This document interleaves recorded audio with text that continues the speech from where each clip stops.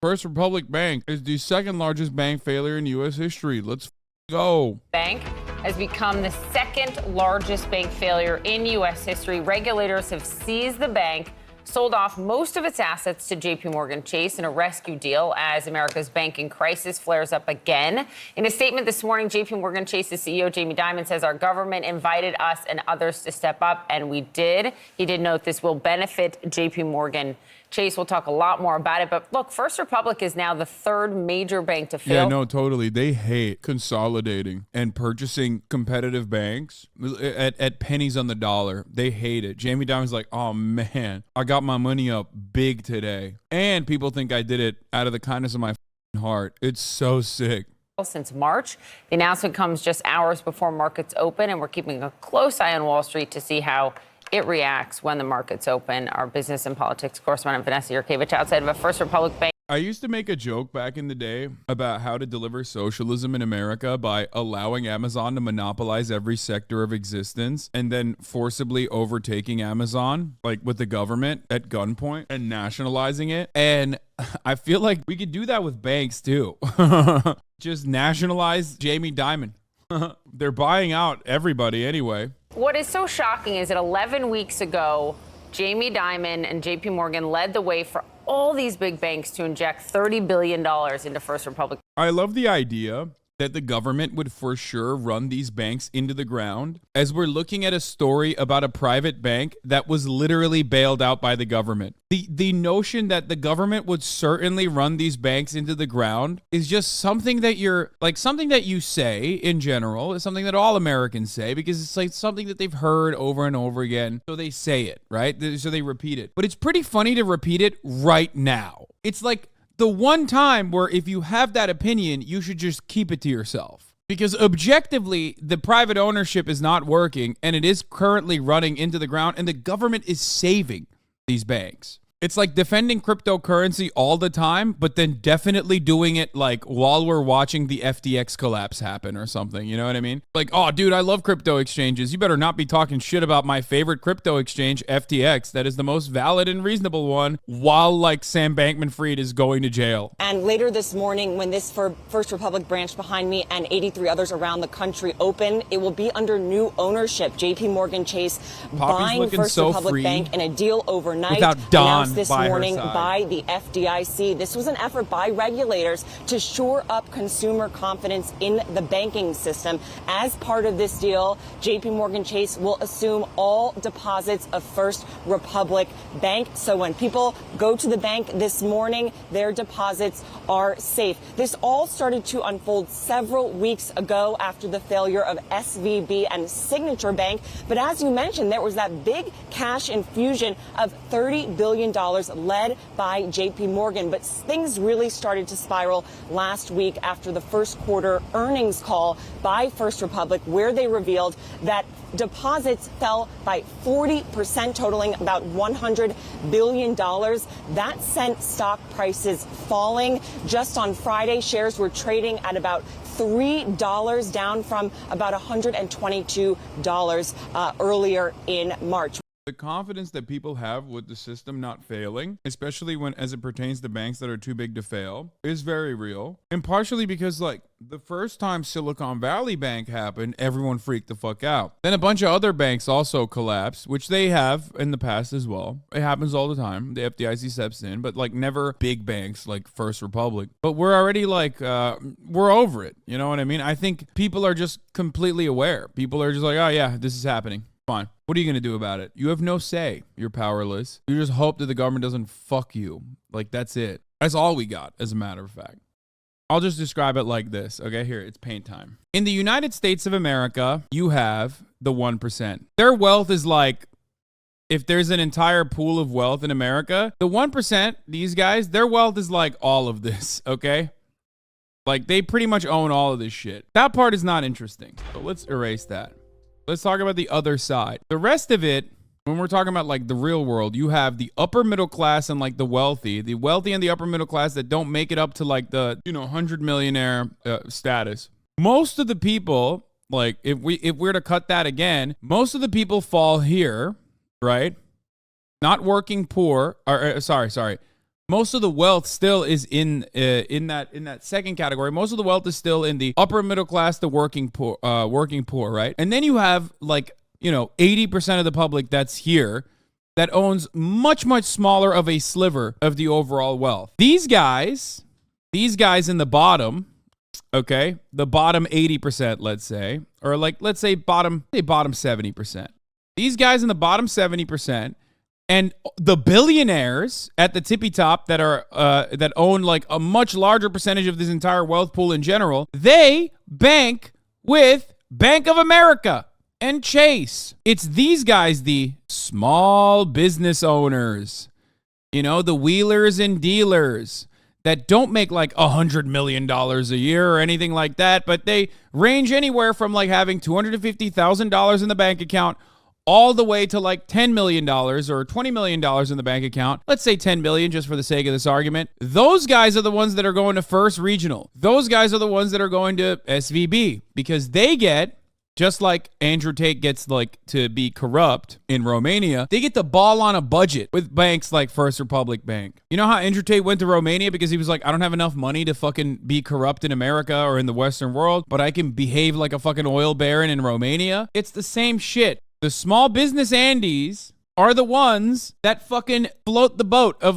the First Republic banks of the world. Okay, these are the guys who are avoiding the FDIC protections because they're yeah, First Republic Bank, I never even think about it. It's an afterthought for me. I'm sure they'll protect my money until they can't, until you feel like you can't. They make up 2/3 of the First Republic Bank's clientele. They are the ones who probably immediately took their money out and moved it to the big banks, which is why there was a bank run. Or I could have just shown you the actual distribution of wealth in America. An economist asked more than 5,000 Americans how they thought wealth was distributed in the United States.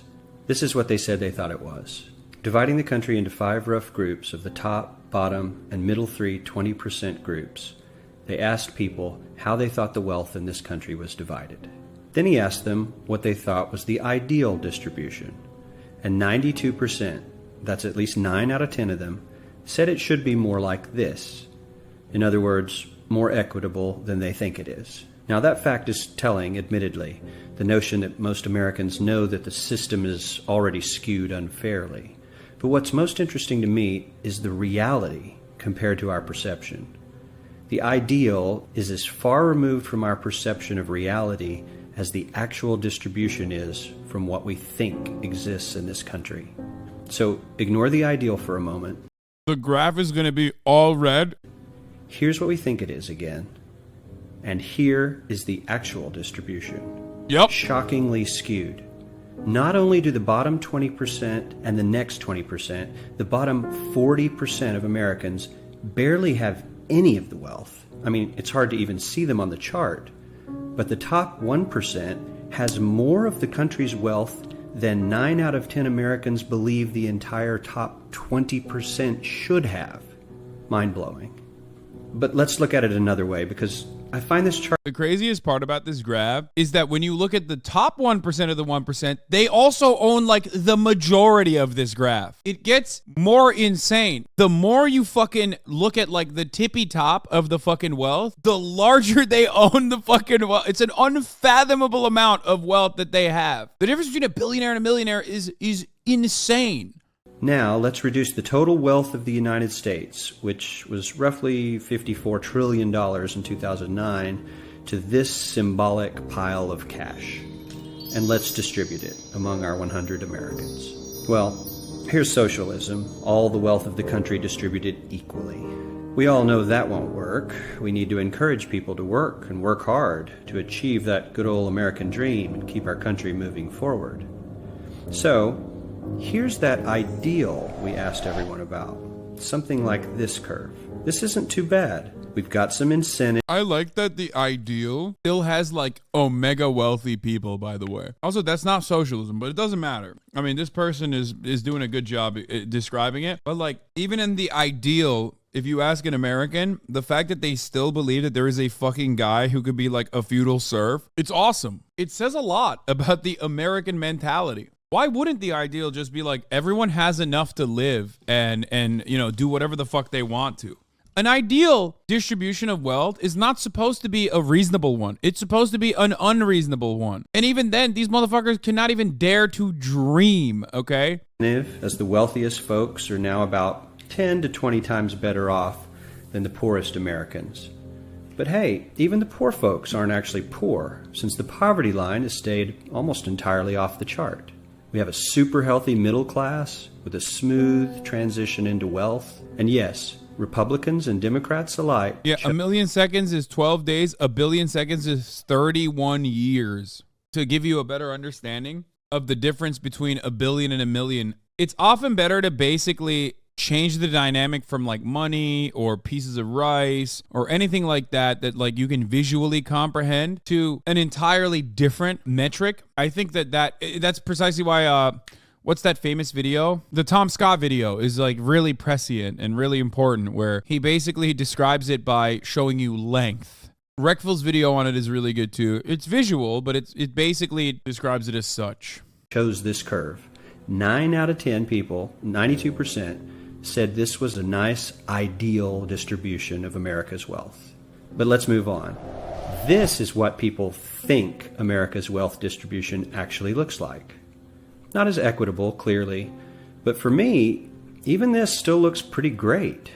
Yes, the poorest 20 to 30% are starting to suffer quite a lot compared to the ideal, and the middle class is certainly struggling more than they were, while the rich and wealthy are making roughly 100 times that of the poorest Americans and about 10 times that of the still healthy middle class. Sadly, this isn't even close to the reality. Here is the actual distribution of wealth in America.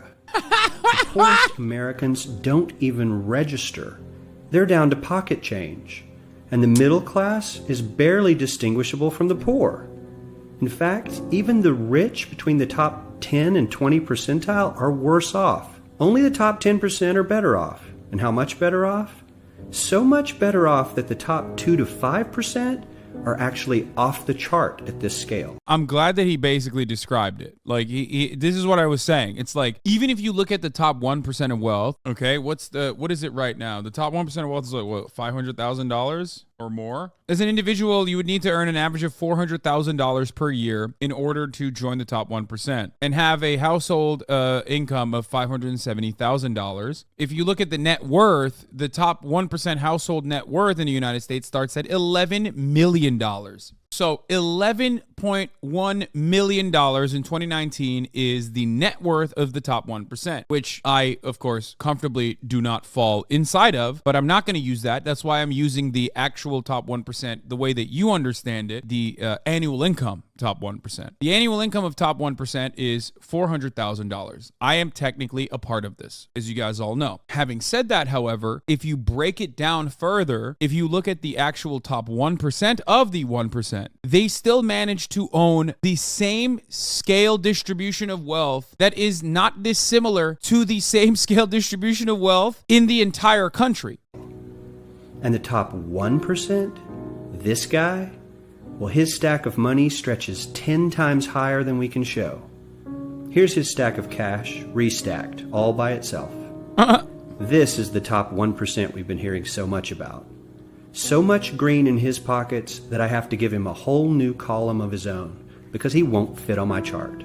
1% of America has 40% of all the nation's wealth. The bottom 80%, 8 out of every 10 people, or 80 out of these 100, only has 7% between them. And this has only gotten worse in the last. And I would say that the line basically is like around here somewhere. And that line is labor versus capital. At this point, it's almost all capital owners. At this point, up to like the 70% line, it's almost all laborers. That's the difference. This is a country that benefits capital owners. This is a country that was designed for capital owners, by capital owners, to protect their interests. That is the difference. If you are a laborer, you are most likely going to fall on this side of the equation. Even with the tiny minuscule number of people that don't own capital, but own their own business, or are like a one-man shop, or are like a high-paid laborer, like a doctor or a athlete or a Hollywood celebrity, because they are still, doing wage labor and their surplus labor value is still being extracted from them. Even if you're there, you are still a tiny percentage, and usually around here, you know what I mean? A tiny percentage of the overarching labor-owning class that owns the majority of the wealth in this country. Yeah, by the way, these are numbers. This is an old-ass video. This is numbers from a decade ago. The distribution of wealth is even worse now. Last 20 to 30 years. While the richest 1% take home almost a quarter of the national income today, in 1976, they took home only 9%, meaning their share of income has nearly tripled in the last 30 years. The top 1% own half the country's stocks, bonds, and mutual funds. The top 10% own 90% of the market, by the way. The top 10% of wealth in this country own 90% of the stock market. The top 1% own 50% of that. Think about that. That is direct capital ownership. That is finance capital. Finance capital and the financialization of every sector of the market in the United States of America has created a system where even back then, 10 fucking years ago, and it's gotten so much worse, 10 fucking years ago, the top 1% owned 50% of the stock market, the top 1% of wealth in this country. I'm not talking about the top 10%, which owns 90%. The top 10% of wealth in this country owns 90% of the stock market. Remember, the top 1% own 50. The bottom 50% of Americans own only 0.5% of these investments, which means they aren't investing. They're just scraping by. I'm sure many of these wealthy people have worked very hard for their money, but what the fuck? Oh, U.S. wealth distribution for Q4 in 2022. These numbers have changed. In the fourth quarter of 2022, 68.2% of the total wealth in the United States was owned by the top 10% of earners. In comparison, the lowest 50% of earners only owned 3% of the total wealth. Numbers have changed. In 2021, nearly 10% of U.S. households had an annual income of under $15,000. With such a small percentage of people in the United States owning such a vast majority of the country's wealth, the gap between the rich and poor in America remains stark. If you had to choose, do you think taxing by net worth and unrealized gains would be better for income versus income from labor? Yes, of course. It would be an equitable and just system. That's why it would never happen. When you are a laborer and not a capital owner, you are basically taxed on your net worth because your net worth is your annual income or what remains of your annual income, which is nothing because everything is going to rent. Everything's going to survival. Everything is going so that you can go back to work in the morning. When you're a capital owner, however, your net worth is significantly more important. How will this end? Surely it can't go this way for the past 10 years. I mean, think about how it has gone this way for the fucking past however long. Do you really believe that the CEO is working 380 times harder than his average employee? Not his lowest paid employee, not the janitor, but the average earner in his company. The average worker needs to work more than a month to earn what the CEO makes in 1 hour. We certainly don't have to go all the way to socialism to find something that is fair for hardworking Americans. We don't even have to achieve what most of us consider might be ideal. All we need to do is wake up and realize that the reality in this country is not at all what we think it is. It's crazy. How do you convince someone that thinks that this isn't a problem? Bro, if you look at this graph, if you look at the situation and you don't think this is a problem, I don't know what to tell you. I don't know how you convince someone. They literally are personally like, no, me lord, I like it. I like the way the things are, me lord. Fucking hell, me lord. Give us the top of the hour ads. I worked hard to fucking pay for my subscription. No one should get gifted a sub, me lord. It makes me feel worse about my fucking situation. What are you doing then? Down with JP Morgan CEO Jamie Dimon just last month. I asked him about these string of bank failures. Would there be more? Here's what he said then. This is not 2008.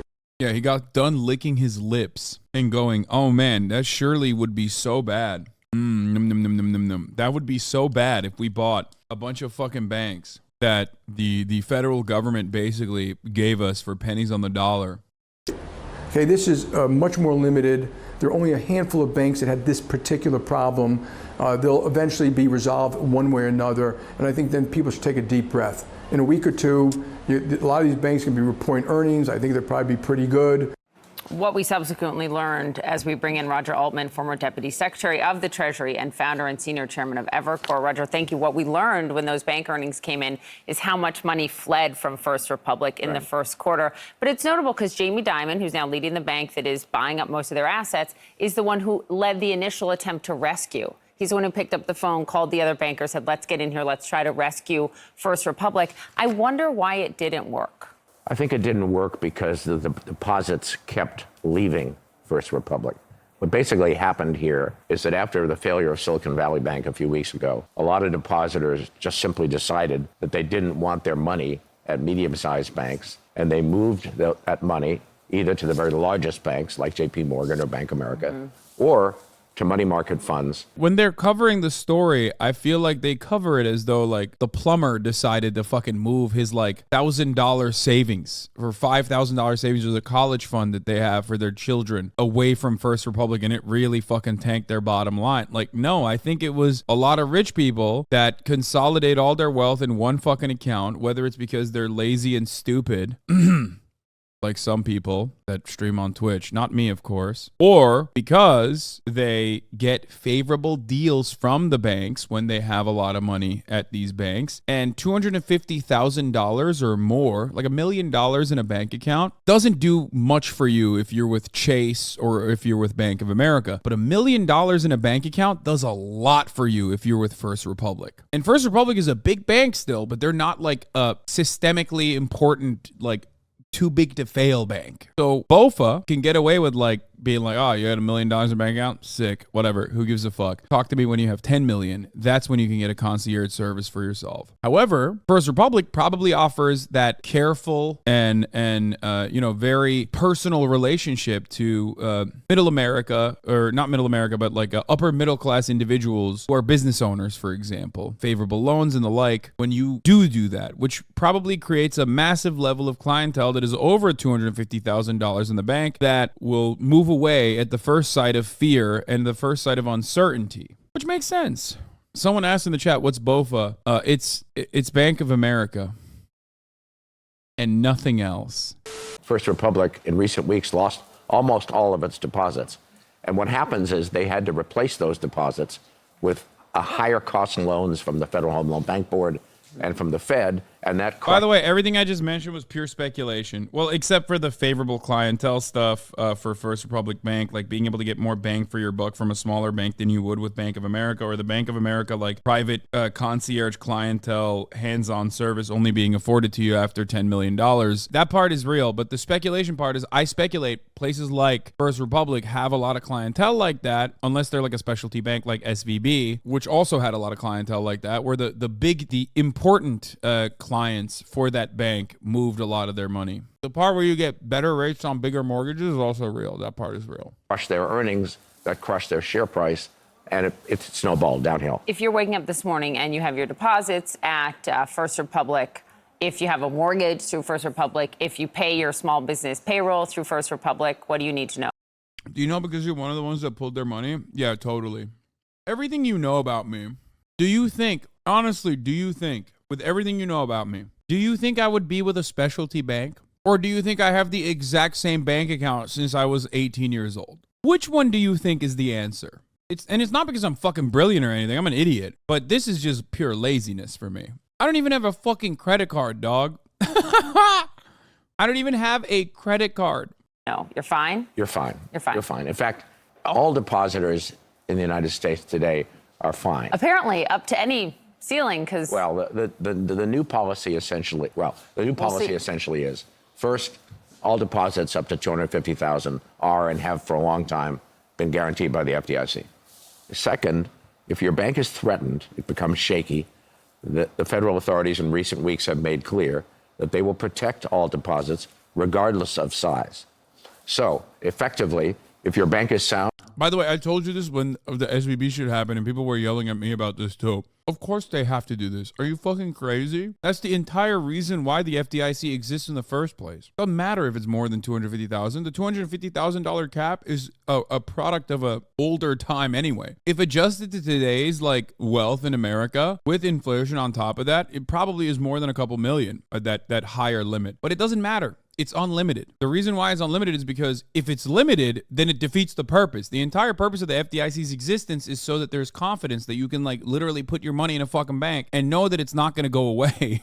Before 2008, the cap was 125K. I mean, even then, it's like that was low for then. 250K is technically low for now. None of it matters ultimately because of the principle that I'm describing to you. The entire purpose for why they have the FDIC to begin with is so that people don't lose confidence in putting their money in a bank. What the bank does with that money, well, that part is really fucked up. They should regulate that part. But as far as the reason for why the FDIC exists, that is a perfectly valid reason.